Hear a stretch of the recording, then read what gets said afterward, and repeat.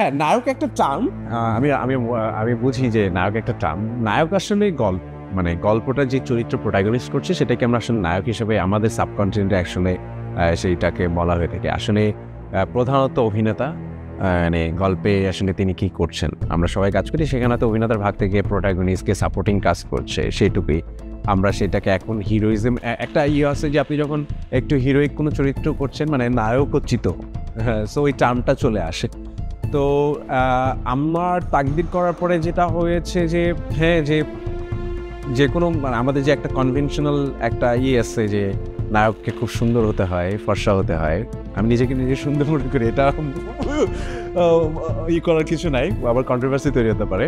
মানে সুন্দর অসুন্দরের কথা বলছি না, যে একটা কনভেনশনাল আছে যে একটা সুন্দর সফের যে বিষয়গুলো থাকে, বিষয়টা আসলে চরিত্র এরকম থাকে না যে কেউ যদি পারফর্মার ভালো হয়, যদি চরিত্রটা বিশ্বাসযোগ্যভাবে যদি কেউ তৈরি করতে পারে, তখন আসলে তার অবয়বটা কি, তার শারীরিক গঠন কি বা তার গায়ের রং কি, সেগুলো আসলে কোনো কিছু ডিপেন্ড করে না। সেটা হয়তো একটা রিপ্রেজেন্টেশন হিসাবে তাকদির হয়তো কাজ করেছে।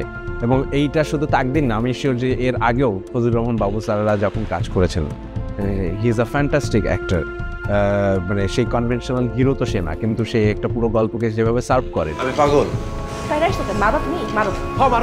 দিন শেষে আমি এটাই বলার চেষ্টা করছি যে আপনি যদি চরিত্রের প্রতি বিশ্বাসযোগ্যতা তৈরি করতে পারেন, আপনি যদি পারফরমেন্স ঠিকঠাক করেন, তাহলে আপনি না, মানে আপনার কাজটা হচ্ছে ওই নির্দিষ্ট চরিত্রটাকে বিলিভেবল করা। আপনি যদি সেটা করতে পারেন, সেটা আপনি না, আপনি একজন নায়ক হিসেবে অভিনেতা। সো যে কেউ যে কোনো সেটা নাম দিতে পারে, বাট আমরা সেটাকে আসলে অভিনেতা হিসেবে ট্রিট করি। দেখা যাক, এরকম জিনিস কিছুটা আমাদের যেই ট্যাবুগুলো আছে এগুলো থেকে হয়তো কাটবে, সামনে আরও কাটবে। হচ্ছে কি এগুলো? আমি তো জানতে চাই কি হচ্ছে। এরকম বৈষম্য বিষয়গুলোকে যদি আমরা খুব সব কিছুকে টানা হেঁচড়া করি, তাহলে সব কিছু নিয়েই টানা হেঁচড়া। আমার মনে হয় যে ইন্টেনশনালি এগুলো করা হয় না। কিছু ক্ষেত্রে হয়তো যেটা হয় যে আসলে ওনারা যেই ধরনের মাইন্ড সেট আপে আসলে কাজটা করতে চান, সেই সময় যে চরিত্রটা খুঁজতেছেন, তখন হয়তো ওই জিনিসগুলো খোঁজেন। হয়তো একটু মানে আমাদের যে আবারও বলতেছি যে কনভেনশনাল যে ট্যাবুটা আছে যে নায়ক হয়ে হয়তো সুন্দর হতে হবে, ফর্সা হতে পারে, টিভিসিতে যেমন খুবই ফ্রেশনেস একটা লুক চাওয়া হয়, হ্যাঁ, এরকম কিছু ক্ষেত্রে অনেক সময় হয়েছিলাম একটা সময় যে যেহেতু আমি একটু ডার্ক, যেহেতু একটু আমি আগেও অনেক শুকনো টুকনো ছিলাম, আমি ওগুলোকে আসলে ওইভাবে সিরিয়াস কোনো ম্যাটার হিসেবে ধরি না। এটা খুবই কাজেরই অংশ মনে করি, কারণ যেহেতু এটা আমাদের, আমরা বলি যে মানে আমাদের শরীরটাই হচ্ছে ইম্পর্টেন্ট জিনিস। সো আমাদের এটাকে ফিট রাখা, সেটা শুধু এইটার কারণে না যে আপনি ফর্সা কালো কিনা, আমাদের শরীর কিন্তু ফিটও রাখতে হয়। ফিট না করলে আপনি ঠিক পারফরমেন্স করতে পারবেন না। সো সেটা আসলে এগুলোরই অংশ।